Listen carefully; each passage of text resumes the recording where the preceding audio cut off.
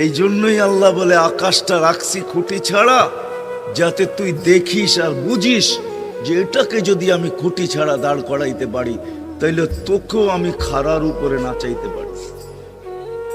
তোর বাবা দরকার ছিল বিশাল সূর্যটাকে যদি আমি মহাশূন্যের ভিতরে রাইখা যদি আমি এটাকে ঘন্টায় 6 লক্ষ কিলোমিটার বেগে যদি দৌড়াইতে পারি, যেটা তোদের দুনিয়ার থেকে 13 লক্ষ গুণ বড়, আমি আল্লাহ যদি এটা পারি, তাহলে তোর মতো 3.5 একটা মানুষ, 6 ফিট 6.5 ফিটের একটা মানুষকেও আমি বাধ্য করতে পারি।